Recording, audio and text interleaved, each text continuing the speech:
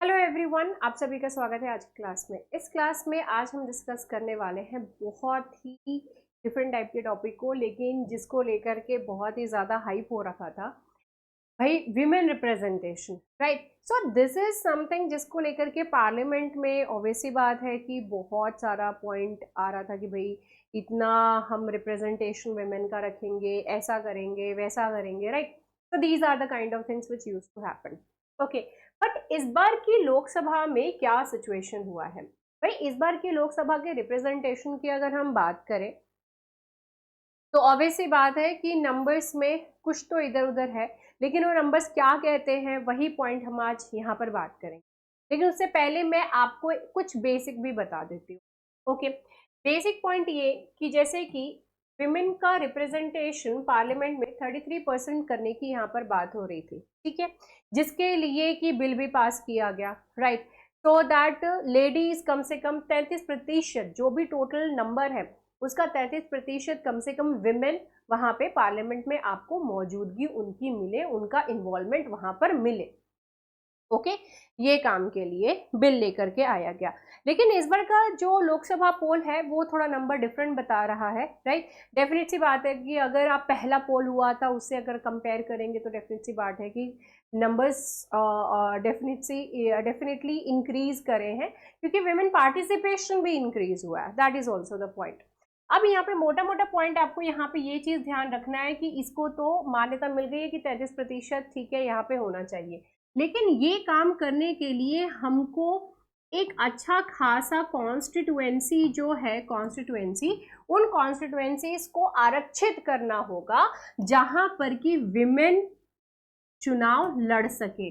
जिस तरीके से काफी सारी सीट्स आप जनरली सुनते होंगे ना कि ये सीट रिजर्व है औरतों के लिए, ये सीट रिजर्व है एससी के लिए, ये सीट रिजर्व है ओबीसी के लिए, एसटी के लिए। इस तरीके से कॉन्स्टिट्युएंसीज डिफरेंट डिफरेंट प्लेसेस की जो सीट रहती है वो रिजर्व रहती है कि यहाँ से सिर्फ यही लड़ेंगे, चाहे अब जो लड़े। ओके, तो उसी तरीके से विमेन के लिए भी ये काम करना होगा। राइट, एंड ये सारी चीजें करने के लिए डिलिमिटेशन करना होगा। डिलिमिटेशन में क्या होता है? डिलिमिटेशन में ये चीज होता है कि ये पूरे प्रोसेस में सपोज कि ये पूरा राज्य है, वो राज्य को डिफरेंट डिफरेंट पार्ट्स में डिवाइड किया जाता है, एंड वो जो डिफरेंट डिफरेंट पार्ट होता है वहां पर चुनाव होती है, ठीक है। एंड ये डिलिमिटेशन डेफिनेट सी बात है कि उस पे एरिया प्लस पॉपुलेशन दोनों का ही बहुत बड़ा इम्पैक्ट पड़ता है। राइट, एंड अकॉर्डिंगली ही वो एरिया डिसाइड किया जाता है कि इस एरिया से ये एक सीट बनेगी या फिर यहाँ से दो सीट निकलेगी। राइट, एकदम ब्रीफ में मैं आपको समझा रही हूँ ये सारी चीजें। ओके, अब ये जो हाल फिलहाल में ये चुनाव हुआ उसमें क्या रिजल्ट निकल के आया? इंडिया ने इस बार भारत में 74 महिलाओं को एमपी चुन करके लोकसभा में भेजा है, जो कि पिछली बार के चुनाव से अगर देखें तो -4 गया हुआ है, कम है। लेकिन डेफिनेट सी बात है कि जब पहला इलेक्शन हुआ था उससे ज्यादा जरूर है। राइट, अब इसमें ये जो 74 विमेन, 74 महिलाएं यहाँ पर चुन करके जो आई हैं, ये टोटल की 13.63% ही है। और हमारा टारगेट क्या था भाई? 33%, जिसको कि अभी लागू नहीं किया गया है। ठीक है, इतना कहते हैं कि इतना करना है, ये लागू नहीं किया गया है, तो बिना लागू किए आप देख सकते हो कि लगभग लगभग 14% ही महिलाएं लोकसभा में चुन करके यहाँ पर आई हैं। विमेन का रिप्रेजेंटेशन लोकसभा में जरूरी क्यों है, यहाँ पर होना इनका इनका होना क्यों जरूरी है? देखिए, आप जिस कम्युनिटी से बिलोंग करते हैं, आप जिस जेंडर से बिलोंग करते हैं, तो आप उनका उनका स्ट्रगल समझते हो, उनकी फीलिंग समझते हो, उनके अप्स एंड डाउन समझते हो, आप कहाँ से आए हो, उन सारी चीज़ों से बहुत बड़ा मैटर पड़ता है, बहुत ही ज़्यादा फर्क पड़ता है। ओके, अब जैसे कि सपोज कि हमको विमेन के लिए कोई बिल बनाना है। राइट, तो अगर कोई बिल बनाना है, कोई एक्ट लेकर के आना, कोई कानून बनाना है, कोई लॉ लेकर के आना है, तो उस पर्टिकुलर चीज में क्या होगा कि विमेन ना है। सपोज कि एक पूरी कमेटी है और उस कमेटी में सिर्फ मेन है, राइट, उसमें कोई विमेन है ही नहीं। अगर कोई विमेन नहीं है तो मेन जो भी चीजें डिसाइड करेंगे, जो भी चीजें करेंगे, वो अपने हिसाब से करेंगे। उनको लगेगा कि नहीं ये सही है, वो सही है। राइट, लेकिन विमेन की नजरों में हो सकता है कि वो जो पॉइंट्स कह रहे हैं कि नहीं वो तो उनके फेवर में नहीं जाएगा, वो गड़बड़ हो जाएगा, ऐसा वैसा, ये इस तरीके की चीजें हो सकती हैं। ठीक है।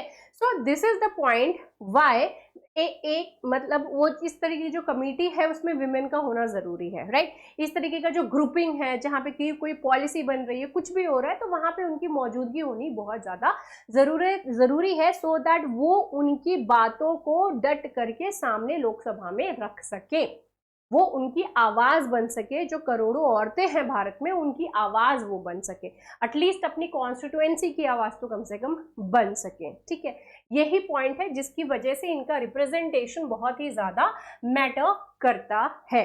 ठीक है, कोशिश जरूर की जा रही है कि भैया ये रिप्रेजेंटेशन बढ़े, लेकिन ये प्रोसेस बदल जरूर रहा है, लेकिन बहुत ही स्लो ये सारी चीजें हो रही है।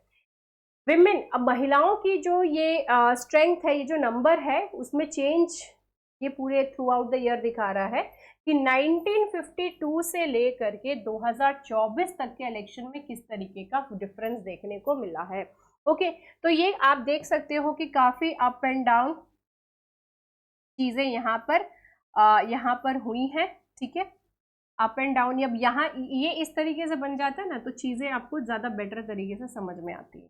ठीक है, आप ये देख सकते हो कि किस तरीके से है। तो 2019 का जो इलेक्शन हुआ था ये अब तक का हाईएस्ट था, इतना विमेन का रिप्रेजेंटेशन, बट लेटर ऑन आप देख सकते हो कि सिर्फ अभी 2024 में इससे कम हो गया, कोई ज्यादा डिफरेंस नहीं है, बट स्टिल कम जरूर है, राइट। तो अगर आप देखें तो 2009 से रिप्रेजेंटेशन कंटिन्यूअसली इंक्रीज ही की थी, 2019 तक, बस ये 24 में आकर के घट गई है।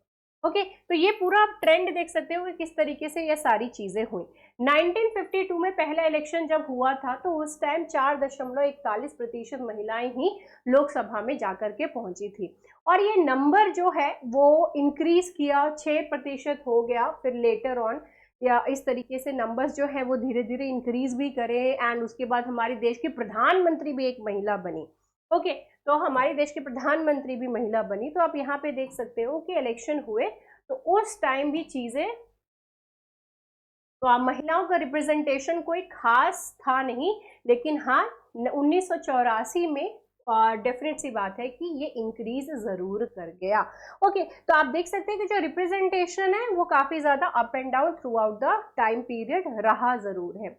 इंडिया अभी भी दूसरे कंट्रीज से अगर कंपेयर करें तो काफी पीछे रह रहा है। जैसे कि साउथ अफ्रीका की बात करें तो वहां पे 46% महिलाएं हैं, उनका जो लोकसभा है, उनका जो लोअर हाउस है उसमें 46% है।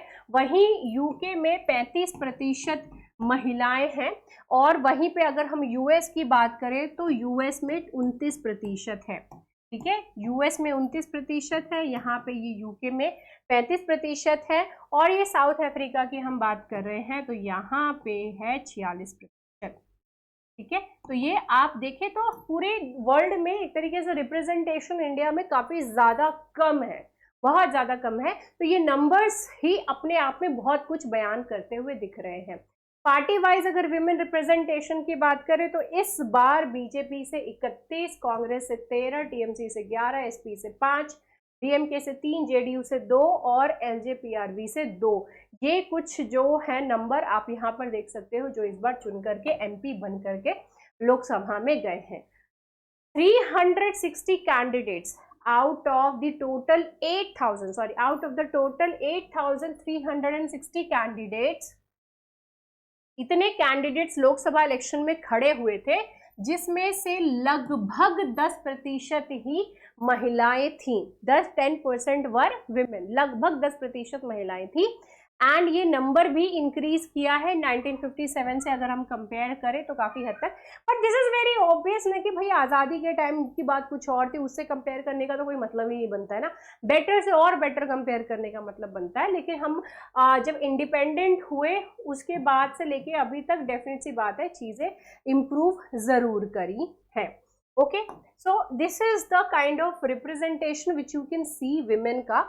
और विमेन का रिप्रेजेंटेशन क्यों ज़्यादा ज़रूरी है ये तो मैंने आपको बताया ही, कि पॉलिसी हो गया, किसी तरीके से लॉ एक्ट कुछ भी बनाना है, कुछ भी उनके फेवर में या फिर उनके अगेंस्ट कोई भी चीज़ जा रही है, तो वहाँ पे ये विमेन रिप्रेजेंटेशन बहुत ज़्यादा काम आता है।